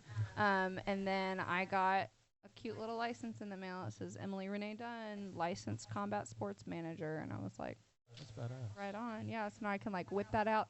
I feel like oftentimes, this is a fact, oftentimes I am the only female in a locker room pre-fight. And they will make this big announcement like, no family, no friends, no girlfriends. And I'm like, I'm a manager. And they're like, okay. I'm like, no, really, I'm a manager. Like, I'm a fight manager. And I get a lot of flack for it. And now I can kind of be like, told you. I just think it's a stigma that, let's be honest, women face that in lots of areas. We're not taken seriously. I almost sent you this reel. There was a fantastic reel posted the other day. There's a college football team, and they have a female kicker. And she ended up, scoring the winning points for the game. And this football coach is in the locker room, and there's like 50 dudes in there. And, you know, she's in there, and she's still in full uniform. And he's like, I want you to take this as a lesson. I want you to give all the women in your life the same respect that you give me, the same respect that you give the man next to you, because there's nothing that they can't do that we do too. You know, apply this to your girlfriends, apply this to your mothers, apply this to your coworkers. And I'm not saying like, you know, I'm not a feminist or anything like that. I just feel like there's nothing that you can do that I can't. I mean, well, there's a couple of things that you can do that I can't, but like, but like career-wise, you know, I might not be able to hit as hard as he can, but in my weight class for women, I can have a record just like him. I can have more belts than him. I can have more success than him. If I want it hard enough, if I want it bad enough, like you just have to apply yourself. So, I not only am his manager, but I'm in the process of getting licensed to be a cut man or a cut woman. Okay. So that's the person who does all of your hand wrapping, all of your ringside care. And I've wrapped his hands for over 15 fights. Everything from amateurs to his pro fights. And when we were in California the first time, one of the commissioners, he was like, all right, well, who's going to wrap him? I was like, I'm going to wrap him. And he was like, you sure? I was like, yes, sir. I've done this for over a dozen fights now. Like, I'm going to wrap his hands. We have a pretty good system. He waited for me to be, like, almost completely done with his hand wraps before he was like, oh, you can't do it that way. And, like, snaps his finger, and he's like, we're going to get you a real cut man. And I was just like, everything within me just wanted to, like, snap at him. But you can't do that because if you piss off the commissioner, guess who doesn't get to fight? That guy. And that almost happened one time, so we're not going to do that again. We that deserves a story. There's a promotion that he fights for quite often out of Dallas called DFA. We love the promoter. He's awesome. We have a great relationship with him. And we have a pretty good relationship with, like, the commission in Texas in general, because the commission in Texas not only oversees amateur boxing, they also oversee professional boxing. So we see them cross over a lot. So we've seen him at all of his fights and all of my fights. For some reason, our commission guys were not there that day. It was a different group of people. And in Texas, in order for you to be in the back with your fighter, you have to have a TDLR wristband. They are very strict about that. And you only get, like, 2 corner people. So, like, if your corner people don't have that band, they can't be in the back with you. So fighter and cornerman only. Well, to also be the photographer, because I do that as well, we wear lots of hats. Jack of all trades. In order to be a photographer, I also have to have a separate band for that. So I have that band. And and then I have another band to be, like, ringside. So it's like I've got 3 bands on my arms. And he's like, well, you have to have this color band to be in there. And I was like, I got that one. He was like, well, you also have to have this one. I was like, I got that one too. And I have an all-access pass. And him and Shad are just, like, they are so wide-eyed and they're shaking their heads, and I can't see them because I'm just, like, seeing red because this guy's telling me that I can't be in there. And I'm like, I know I can be in here. Like, I can be in here. And this big security guy comes in who's like, can you come with me? And I'm like, he walks me out to the front, gets me the 4th band that I need, and we're all cleared to go. But, yeah, you can't piss off the commissioner because if you make them mad, Doesn't matter what it is. They could not like the color socks you're wearing. They don't like it. You're not fighting. At a certain point, wouldn't that kill their revenue though? If they're like, okay, well, this person. Commission doesn't care. They get paid whether you fight or not. And without a commissioner, your fight cannot happen. So, and Legally. yeah, can't happen. Like can't happen. They'll shut it down. So his pro debut, the EMS was 2 hours late. Commission is only obligated to be there until midnight. After that, it's up to them if they want to like be nice enough to stay and hang around. But if they don't stay, no fights. No fights. Wow. No fights can happen.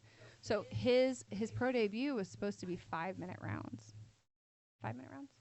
5 rounds. Excuse me. It's supposed to be 5 rounds.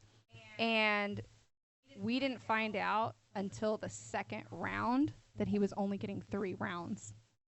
Oh, that was the Vic fight. Yeah. Because he went on after midnight. He didn't walk into that ring until 12:05 a.m. And the commission was like, no. So if you walk in at 11:59, they have to stay till the end of the fight? They don't have to. Okay. It's that midnight. It's that midnight clock. They're kind of like, and they could have very easily been like, no, you're not getting your main event. But I mean, how shitty would that have been, you know? So it's like they were generous enough to say you can have 3 rounds. And the whole time the promoter's like, please 2 more rounds, please 2 more rounds. We go to the break for the 3rd round, and we're like, we get 2 more rounds, right? And he's like, this is the last round. And it's like, and that changes everything. Like that changes your whole game plan. So commission is BDE. Like they are the law. So I get slack here and there from different commissions, but not too many. So we just like to play it safe. Getting licensed definitely makes it easier to be like, hey, I do know what I'm doing, without having to like, hey, I know what I'm doing. I can at least have that and flash it. Like, here you go. But overall, just getting licensed as a cut man and a manager just makes me more legitimate. Makes my professional appearance even that more professional. And is that only in Texas, or does that carry over? I think the cut man license carries over everywhere. Yeah. Okay. Yeah. But the management license, you have to get a new one. You have to get a new one in every state. So haven't encountered this yet, but I've been told, like we were told by Louisiana Commission, that they recognize some licensing. And so some states will recognize other states' licensing, but it's not necessarily, across the board. So every time he fights in a different state, he has to get a new fighter's license. Even though he is a federal ID, he's got to get a license for that state. I have to get a license for that state to corner. I have to get a license for that state to manage. It's like, commission wants their money. That's all they care about. Yeah. That's, oh my gosh. Yeah. It's a money game. Money, money, money. Yeah. And I always like hearing how the fighters, to circle back from earlier, I had a question that I couldn't get off. Whenever going into your first fight, I couldn't imagine the nerves, just everything going through your head. Is there like anything that you would have advice for people listening that are wanting to go into their first fights? Like what was spar a lot. Spar a lot. Because that's all it is. It's just sparring. Yeah. Like the crowd didn't bother me so much. I did a lot of public speaking and like speech and debate in high school. So like being around a lot of people, I did theater. That was like, that's not like a big deal. But you get like this tunnel vision almost, where like there were probably 400 people there, and they're all cheering for the other girl. That's kind of hard, because you're like, I'm the one blonde Caucasian there. And nobody wants to see me win. They want to see her win. So they're all chanting for her. They're all cheering for her. And I'm so far away. I don't have anybody. My mom showed up. My mom drove the whole way and brought me flowers. Go Mom. She's the best. She's my biggest cheerleader. And of course, I've got True. And at that time, I had another one of my coaches, Max, there. And it's like, cool. There's 4 of us for me. Do it as often as you can. Because that's the only thing that's going to, like, shake you of that feeling. And I know some fighters who've had 30 fights, and they still kind of get, that wobble in their knees and that feeling in your stomach. Like, if you've ever been in an elevator and your stomach kind of goes, it's like, you kind of get that. I feel like to a certain degree, you want to have that. Yeah. It's like you have to get used to having that feeling. Because Yes. as soon as you don't have that feeling, I don't think you realize the severity of the event you're going into, Right. and that's Yeah. how you get your Yeah. ass knocked out. Yeah. I feel like people who step into the ring who are just like super cocky, I hate that. You can be confident in your abilities. There's nothing wrong with that, by all means. Have confidence in yourself. If you don't have confidence in yourself, you wouldn't be stepping into the ring. You wouldn't be stepping into that cage. You wouldn't be taking that fight. It's a fucking fight. You are fighting someone. It's not like this is choreographed. This isn't WWE, you know? Yeah, just do it as much as you can. I don't think you're ever going to lose it. I didn't have it for this one. I didn't have that feeling. Like, we got there. For amateur fights, you have to weigh in the same day that you fight. So you don't get that nice little, like, chance to rehydrate and refuel like pros do. So you are weighing in at 8 a.m. You are fighting at 1 o'clock. It's like, for me, because I'm a middleweight and there's only usually one fight, I usually fight pretty close to the end. So I have enough time to go eat lunch, have a drink, have a cigar, and then usually a nap in the car. That nap for me is really important. I'm tired. Weight cutting is not fun. It's really, really hard. Like, whether you're a woman or a man, it is hard work. You're restricting calories. You're restricting water. You are irritable. You are hungry. You are fucking tired. The mental that it does to you is just like, I don't want to talk about it. Like, I am so emotional that week. I don't want to see anybody or talk to anybody. I'm just like, leave me alone. I get super like all in my feelings, and like you could say the nicest thing to me, and I'm like, why do you hate me? Like, you know, it's like, it's so rough. So I think that comes back to what you were saying earlier about cornermen being so important. And like, I feel like during the weight cut, as much as it is important for the fighter to be in control of their mentality, I feel like your team around you is really heavy in contributing to your mentality, especially during that weight cut. It's paramount. Because I feel like you don't even have the strength to sometimes even think about what you're thinking about. You don't. And so they have to like kind of be like, here, think about this, you know, and they have to give you the right stuff to think about. Yeah. No, 100%. Having somebody who's willing to like sit in a sauna with you and cry with you and be like, we can do this, like we've got this. That's everything. And just having like supportive coaches and supportive like a team in general. Those weeks and days leading up to the fight, your mind will play all sorts of tricks on you. Tell you you're not good enough, or tell you that you're like king of the world, you know. And it's nice to have them to like humble you and be like, hey, you need an ego check.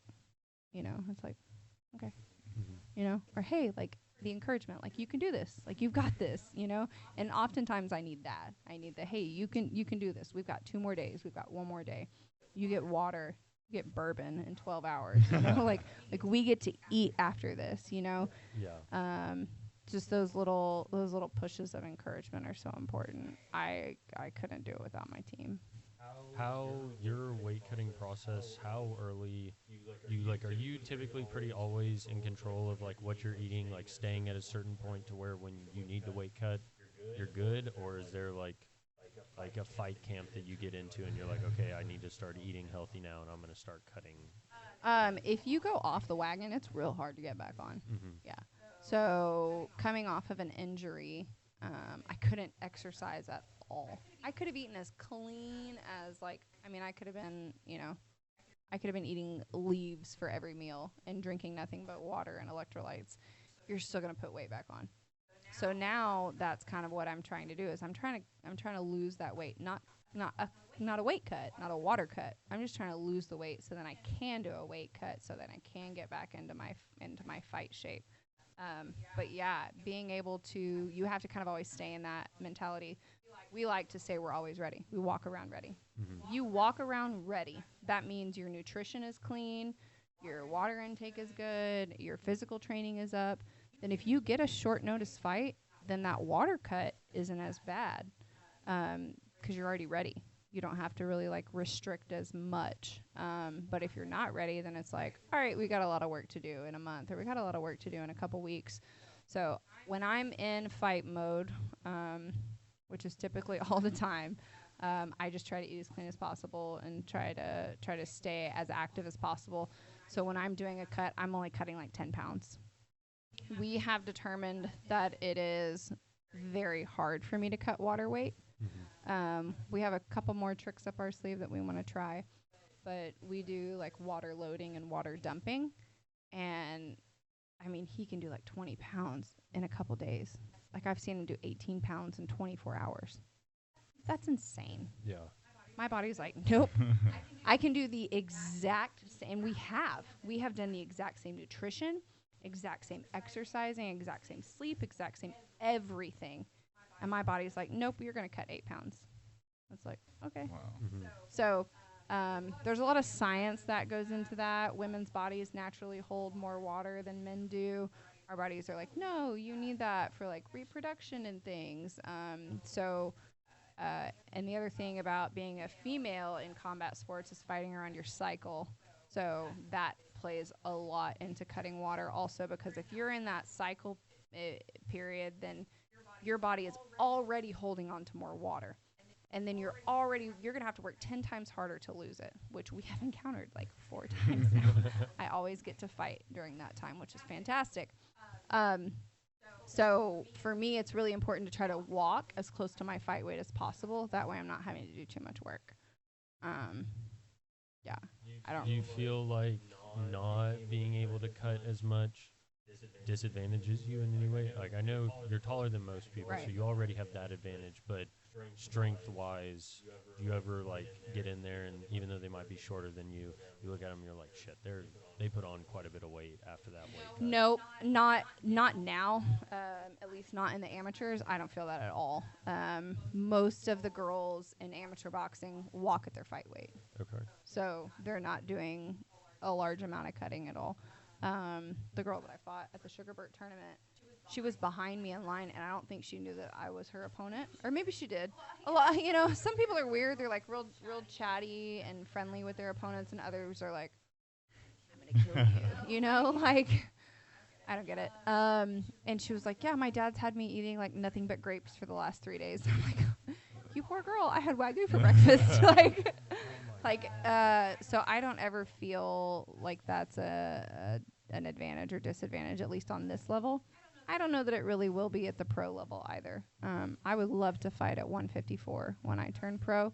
I don't feel like fighting lower than that is going to be an advantage to me at all. I would have to lose a substantial amount of muscle for my height to fight lower than that, and I'm not willing to do that. I'm okay with being middleweight. I'm okay, being 165, being 154. I don't care. My weight does not bother me. It is something you are so desensitized to when you're a fighter because, like, everybody's got to know. Your coach has to know. Your training partners have to know. Your team has to know. They're like, you'll randomly get a text message from somebody. It's like, weight check. Like, okay. Like, how's your water intake? Like, are you pooping? Like, how are you eating? All of that's just like, normal conversation. Mm-hmm. And do you have any upcoming fights lined up that you're looking at, or what are we thinking about? I don't have anything lined up yet. Hopefully things continue to go well, getting back into camp, Right. and we can get something in November or early Oh, December. okay. Yeah, fingers crossed. How much do you up your training once you have like a fight booked, or is it constant just? Once I have a fight book, so I typically train like once or twice a day, and that could be like one of those training sessions is mitt work and bag work, and then the other is just like me getting cardio in, or it could be 2 of the same if I have time. So my head coach is also a teacher. He took a teaching job this year. And so if he is too busy, then we'll go to a park or something and do like 12 rounds of mitt work and then go run and sit in the sauna. But when I'm in a fight, I'm exercising 2 to 3 times a day. It's a lot more. It's almost double. Just so I can, you want that pace so that once you get in there, it's not like you've been lazy. You can't be lazy in this sport. You have to, and if you are, it shows. Like, I don't ever want to look tired. I don't ever want to hear my corner say push, push, push. Like, I should already be doing that. Do you also stand up in between rounds? Yeah, I don't sit down. I do take water. Did True start that, or did you start? He's been doing that. And our coach doesn't sit down between rounds like when we're sparring. Like he'll kind of stand up. I don't know if he adopted that from us or not, but he kind of instilled in me. So he was the first person I ever sparred with. Okay. I did like 2 years of training, and conveniently would forget to order contacts or buy a mouth guard because, it's kind of scary getting punched in the face. Like, not something I really wanted to do. Like, I mean, I wanted to do it, but ripping that Band-Aid off is hard. Mm-hmm. So he'd give me all sorts of shit. He'd be like, do you order those contacts yet? Do you have a mouth guard yet? Do So you I have to wear special contacts? No, I don't have to wear special contacts. I could definitely fight without them, but I'm blind as a bat. So fighting without contacts is kind of scary because I don't have like depth perception. It's not so bad if my opponent wants to stay close to me, and I'll often spar without them because if I'm in the middle of a fight and a contact falls out, like the doctor could stop the fight. Yeah. It's not like my cornerman can like pop it in. He could do it between rounds, but if I lose a contact, I lose a contact. So I need to know that I can Train do for that. the worst. Yeah. So I train for the worst sometimes, and oftentimes in sparring, a contact will get popped out. Just the laces hitting you just the right way. It's not necessarily because you were hit so hard. It's just the right angle. It's like pop. Have you ever gotten one like lodged? No, or, that's like, never happened to me. Yeah. I feel like that would be a fairly common thing if Yeah. you were boxing with contacts on. So my ophthalmologist told me I have an astigmatism in both of my eyes, and it's different in both of them. So it makes my contact situation fun because I've got to buy a box for this eye and a box for this eye.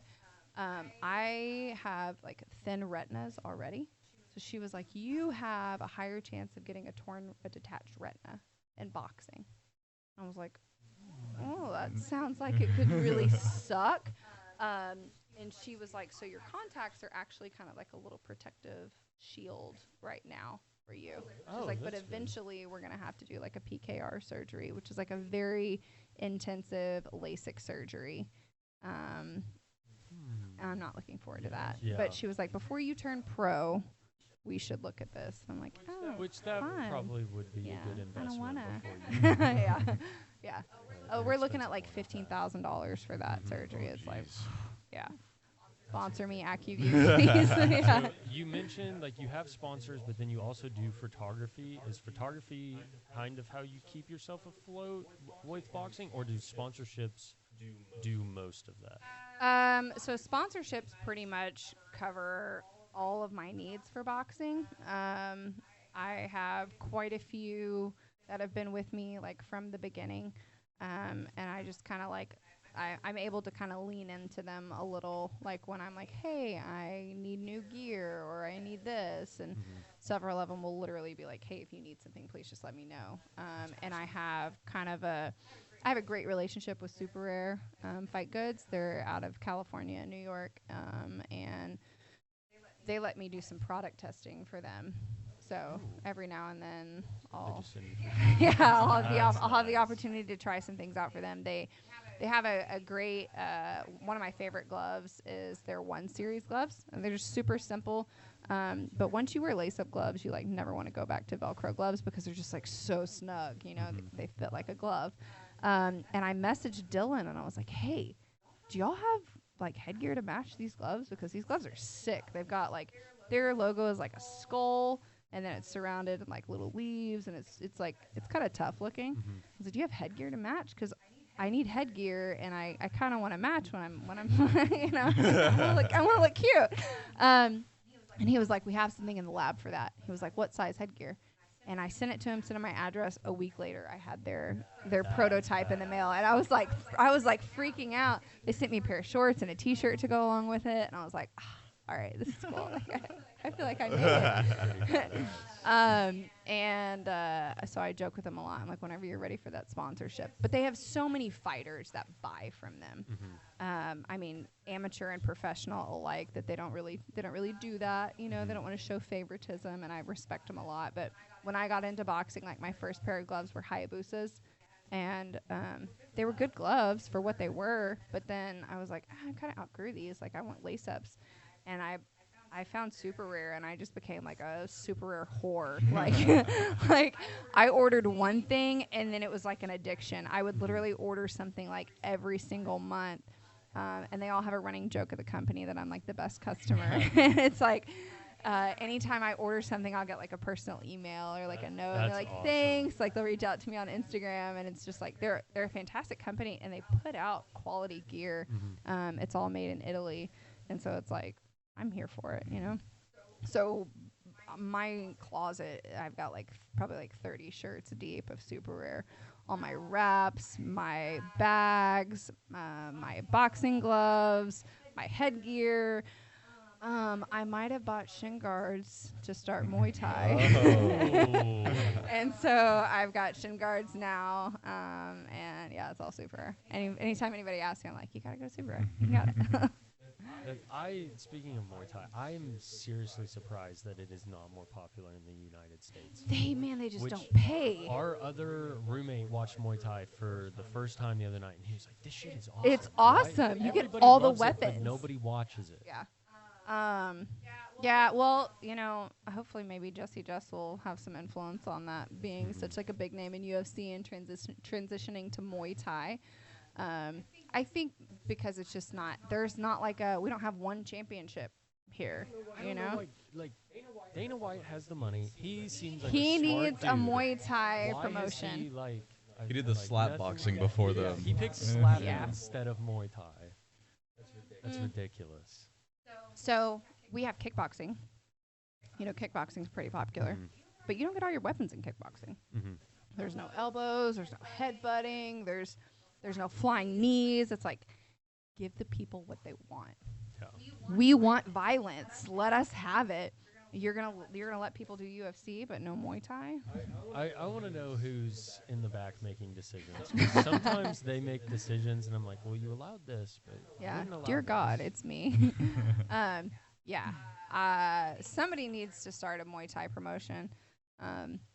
So you here in Texas, we have Texas Muay Thai Championship, and they actually put on quite a few shows like throughout the year, amateur and professional alike. What's wild to me is like outside of Lithway. Do y'all know what that is? The headbutting. Yeah. You. We talked about it with, I think, Dawson. Yeah. Or no, I think it might have been with True on a Yeah. previous pod. The headbutting and like the 12-6 or what? Or what are we talking about? Yeah, and Look up Lithway. Lithway. You Yeah, made fun it's of me from for spelling it last time. It's from I actually don't know how to spell this, but it's from Lithway? Lithuania. Lithway? Lithway martial arts. Oh, Yeah. Lithway. And it is like It it is like Yeah, Muay I Thai understand, I like understand. to the 10th degree. I think you get like, I don't know, if you knock somebody out, they get like 5 minutes to wake Yeah, up. It's I like, remember. man, anybody can wake up in that time, and they'll put you back in. That is ridiculous. What It's brutal. commission was like, okay, let me just sign I mean, off on it's overseas, so probably no commission at all. But I feel like that could bring in so much more money than UFC. Maybe I'm wrong. Maybe it's too much violence for people. I think it would do pretty well Yeah. if you could ever Maybe. get it legalized in the United States. Yeah. Well, BKFC, bare knuckle boxing, is making its waves here in the U.S. and I think it just got legalized, like in Tennessee. There's quite a few states that don't allow it yet. Okay. And I don't know that it's like necessarily that they have like laws against it, but it's just like they don't know how to like govern it. Yeah. I feel like that's a lot of what we see is like they just don't have like rules set, for it. Like the armored combat, like there's no commission for it because a lot of people just see it as a hobby. But you go overseas to like Europe, I mean Prague, London, you name it, Scotland. They've got like world championship tournaments. Mm-hmm. Nobody's getting paid for it though because there's no governing body really over it. They've got like historical groups that have a rule set for it. But what are you looking at? Every other professional sport has a governing body, and arguably the oldest sport in existence, martial arts, there are no governing bodies. And I don't understand why they haven't. But I mean, well, you have like your IBC, like the boxing commissions, who kind of like do their thing across mixed martial arts now. But I don't know why the higher ups in the UFC and one haven't tried to regulate that and make it more. Just make it more. Yeah, that is going to be an exciting fight. Go back to that. Mike Perry was built for boxing. His poor face. Oh, I gotta go to the last one. I cannot say his name. It's like your favorite guy. Sanchai. Sanchai. Yeah, apparently he's like a legend. I had no idea who he was. I- he is a legend. I had no idea who he was until like a year ago. I But he's got, like, over watched 400 the Super professional Bond fights. Super Lek fight. That was pretty interesting. Yeah, I love bare knuckle. It's fantastic. We're gonna get there. Not for myself. Oh, Eddie but Alvarez? Is that Eddie Alvarez? That's Eddie Alvarez, right? Yeah, And then... but you will see. Wait, I thought Perry retired. Didn't he say that he was retiring? Oh no, that was Richmond. Oh. Yeah, that was Richmond. You will see me manage a bare knuckle fighter at some point. Scroll through those, Brian, and see where else they're having them. Christine Ferrer is a Orlando, Florida. beast. Bulgaria. I don't think we've seen it in Texas. You see it so much overseas. Yeah. In Thailand. I've only heard of them having BKFC in Utah, Florida, and then did they have Louisiana. They have it in Louisiana. one in Louisiana, Utah. Denver, or was that that was one championship? that Who was had one. theirs in Denver? But where is home for one championship? Isn't it overseas? Yes. Thailand, Yeah. right? Or Somewhere in Asia. So we need a one championship here in the United States. We need Or Dana just. or Dana, get off your ass and make shit happen. I feel like my mind. You have money. Joe Yeah. Rogan, where are you? Joe Rogan even said that. He's like, I think they should. Joe do Rogan Muay should Thai." do it. Joe Rogan should start, something synonymous with a one championship with Muay Thai and bare knuckle and Lithway and pay these people. Singapore. Yeah, Singapore. Yeah. Yeah, it's crazy. 20 states. All right. Well, that's not Okay. bad. Is Texas on that list? Mm. Ooh, Cool. we BKFC could needs to get come to it. Texas. Yeah, Yeah. exactly. That would be pretty cool. Louisiana's not far. Short little 7-hour drive. Well, closer to y'all. Yeah. It's like 5 hours. Yeah. Mhm. I just love that combat sports has such like a stronghold on the people right now. You know, when I was growing up, it's not like, I mean, we had like Showtime boxing or boxing on HBO every now and then. My dad would put it on. But it wasn't like as big as it is now. Yeah. Like if Which I struggle with saying this sometimes, but I truly think that you can attribute some of that to the Paul brothers. Like I hate to say it, but I Can we feel can we like attribute you it to the have- Diaz brothers? Because I feel like they're the OG Yeah. combat sports brothers. They were making fighting so exciting 10 years ago. People I watched agree with UFC that. to watch Nick and Nate spit blood in people's faces. Yeah, Like they lived. I did. but not as many people are watching combat sports, or it's not coming across as many people's phones. I just Because of the influencers. I just say the hate younger that. generations. I wouldn't say like I don't But know. I think Jake Paul and Logan Paul had a big thing to do. I with don't it. know. I hate to say it, but I do. They're schmucks. I hope you're listening. I would love it. That'd be great. But I think you can attribute not all the growth, but the A lot fact of it.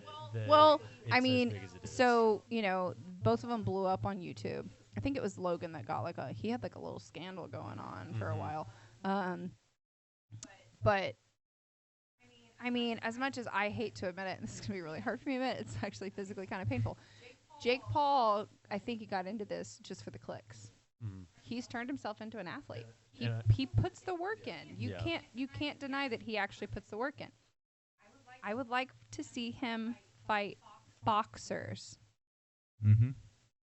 Stop fighting people Which we saw that for with Tommy Fury. yeah. You think Tommy Fury's a boxer? Yeah. No. I mean, he doesn't. Okay, we'll Like get to that. we know that Canelo's never going to do it. Yeah. I mean, and he has no reason to. No reason for that to ever happen. But fight some boxers, man. Mhm. Like don't just do it for the. I know you're an entertainer. I know you're doing it for the money. Otherwise, you wouldn't be doing it at all. But if you care about the sport, do it for the sport. fight boxers. Yeah. Don't just fight YouTubers. Don't just call people out. Don't call out MMA fighters. Stop fighting MMA fighters. Mm-hmm. Fight boxers. I would I love to think- see you fight a boxer. I would love to see him do that too.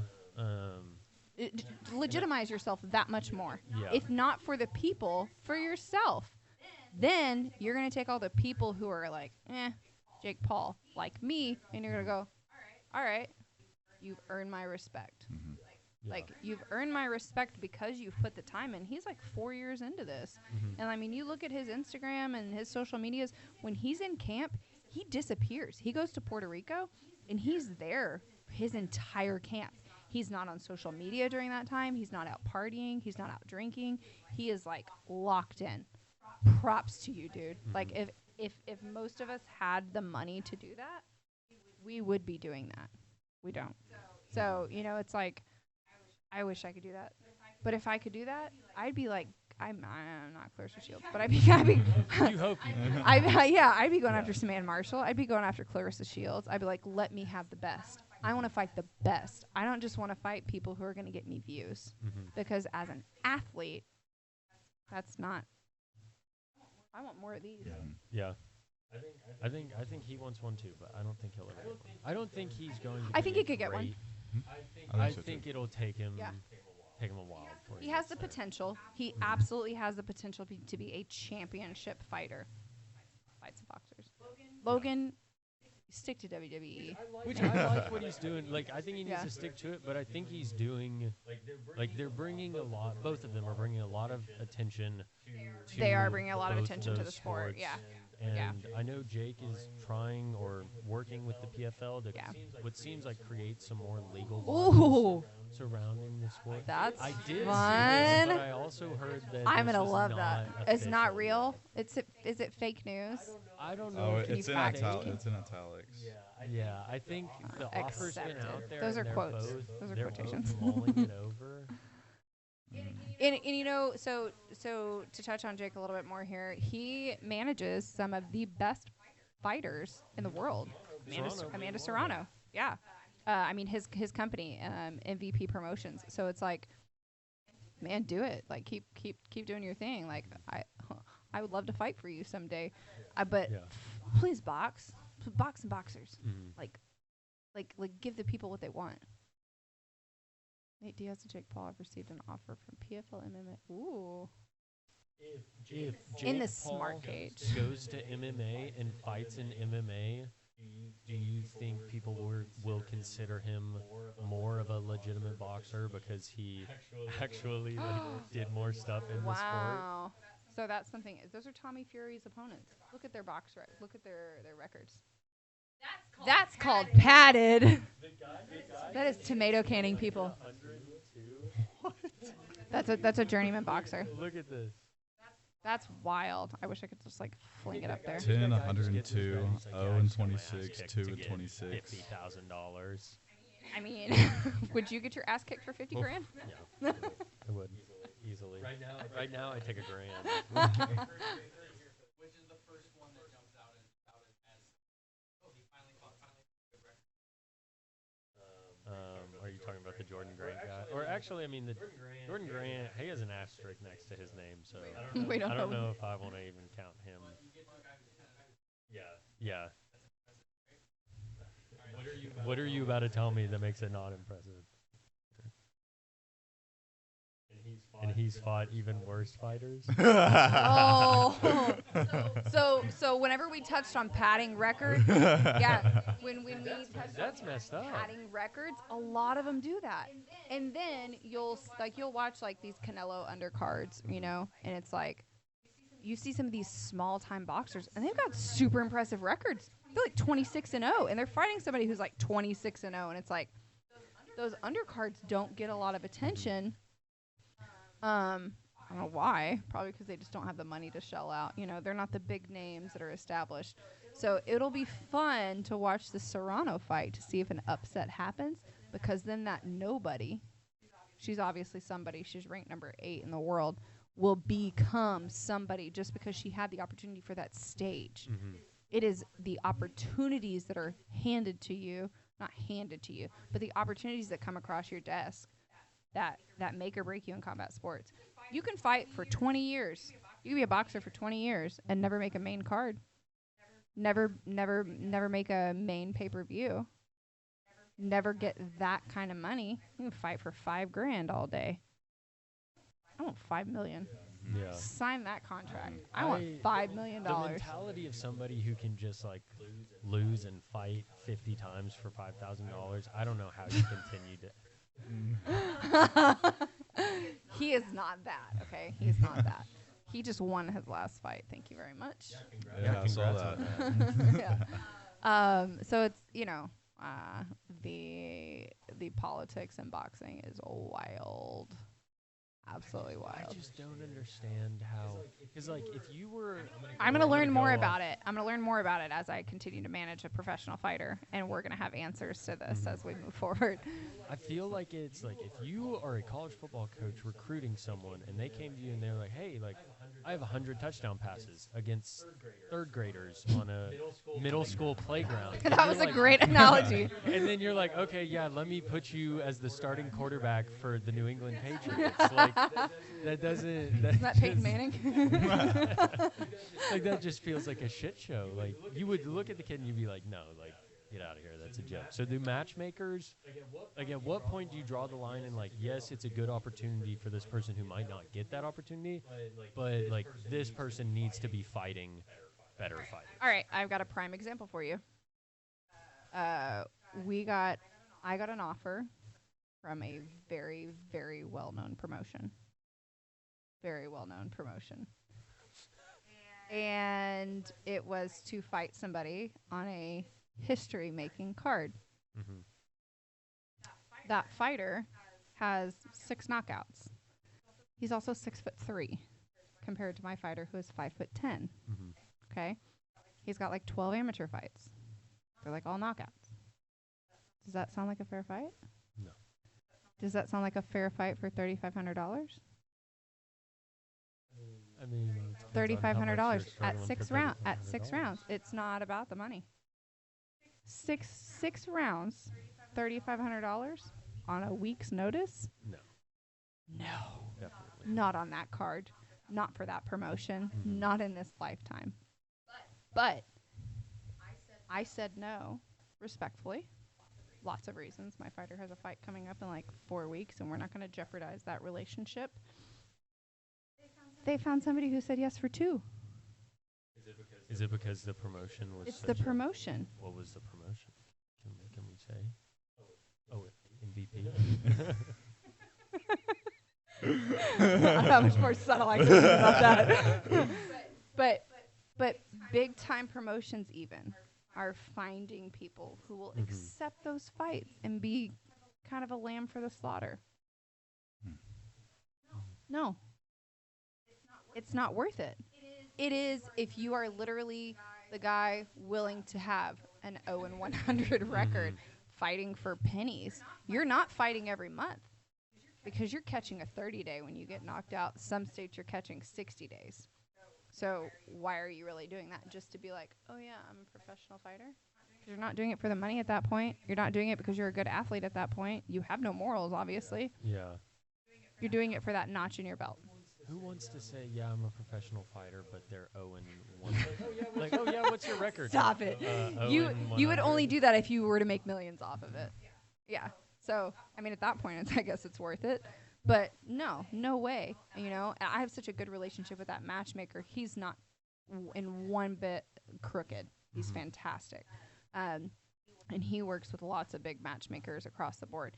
And he's like, man, I totally respect, why you're saying no, and we'll get something else matched up. So as a manager and a fighter, as persons in the combat sports world, our focus is always to be professional. No matter what. You're not going to see us shit talking other people. You're not going to see us bad mouthing other people. You're going to always see us carry ourselves professionally. We are often approached at events by other fighters who show up without cornermen or somebody to wrap their hands. And they're like, can somebody wrap me? And they look at us and we're put together and, we're branded well and we bring all of our stuff. And can you wrap my hands? oh, I also don't have a cornerman. It's like often they don't even have to ask if we just offer, you know. At the last fight, some kid didn't have anybody to lace up his gloves. I'm like, you know, come here. I'm happy to lace up your gloves for you. Like, why say no? Like, why not be that person that somebody can go to and be like, hey, we were at this fight and these people were awesome. Like, they were generous. They helped us. They were kind. Oh, and he beat the shit out of somebody too, you know? So being able to like create those relationships is really important, whether it's on a large promotion level or just some guy's first fight, you know, and you want to be able to like encourage him and make sure that he's okay. We saw a kid lose pretty badly last year, and we were positive that this was going to be like the last time he ever fought, you know, and he went out there and kind of gave him like a little pep talk, and then we ended up seeing him again at another fight, and he was like, I really appreciate that, like reached out to us on social media and was like, I needed that. That's awesome. You know, like you have to be there. It's a community. And if you don't treat it like a community, you're doing a disservice to that community. It's not like other sports. I have been an athlete my whole life. I have played basketball. I've played volleyball. I've been a cheerleader. It's not the same. I played soccer. Like, it's different. It is an individual sport, but it is the most team sport that you'll ever have because you can't do it alone. If I didn't have all the support that I have and I didn't have all the people behind me, no way. I can't wrap my own hands. I mean, I probably could at this point, but I'm not going to wrap my own hands. Like, that's a moment for me to be able to, like, zen out. I put headphones in. Not everybody does, but I put headphones in. I have a little playlist. I go to my happy place. I get my hands massaged. I get them wrapped. And when I open my eyes, I'm done. I'm good to go. You know? You've true wrapped your gloves? True wraps me, yeah. Yep. That's awesome. And you just said it, and I've said it numerous times. There is something special about the fight community. That family experience, and I think the morals that it breeds.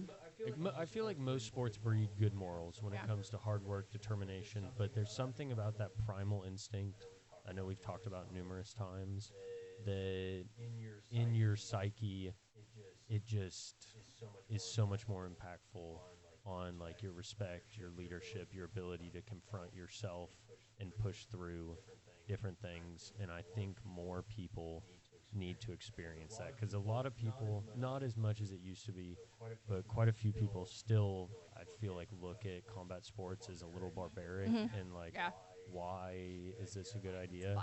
But as soon as you put that person in like some sort of martial art, they'll either grow to love it or they need to do some serious thinking behind closed doors. But I mean, like, football, how much more contact can you get?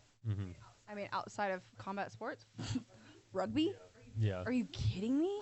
Like, I've seen dudes walk out of rugby matches with, like, you know, parts of their ears missing. Like, there are so many violent sports out there, brutal sports. Cheerleading does not get the credit it deserves. Like, I nearly broke my back as a cheerleader. Like, I have an injury that, like, I still have to go see a chiropractor once a week to, like, handle in my 30s. So, you know, like, when I played basketball and when I played volleyball, we were all on the same team, but we were all fighting for the same positions. So we weren't nice to each other. Like, I mean, we were, you know, we were girl nice to each other. But, like, at the end of the day, like, if I have the chance to trip her, I'm going to trip her. If I have the chance to shoulder check her, I'm going to shoulder check her in practice because I want that position. He's not my competition. You know, other girls that I spar with, I rarely spar with other girls. And when I do, they're not in my weight class because it's hard to find them. They're not my competition. Like, in the fight community, I feel like there's just, like, this, like, genuine want to make each other better. And there's so much opportunity to learn from one another. I, by no means, have tons of experience. I've got 4 years. He's got 15, you know? And there's people that we spar with that have far less and far more. And we're all able to learn from one another and do it in, like, in a very, like, respectful way.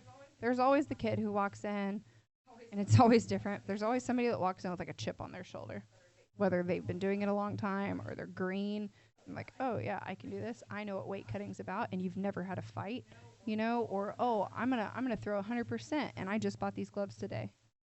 And it's like they'll get humbled in their own way. You know, it might not be my job today to do that, or it might be my job today to do that. But it's such a great community. And I feel like for, you know, most of the people that I have met who do combat sports, they've either struggled with like mental health or addiction or abandonment or some type of like big issue. Very few people that I know who do it have gotten into it just because, oh, I feel like punching something. Like it's something to throw yourself into to kind of absorb all of that and heal from it. It saved my life. Boxing has saved my life. I would not be here today without it. 100%. That's awesome, and I think we'll end on that. I think that is a great moment to end on. So, Emily, thank you all for coming down. Glad we got to do this first one in the new studio. Yeah, it's nice. Hopefully, many more with many more improvements coming. Yeah, thanks, guys. Of course, thank you.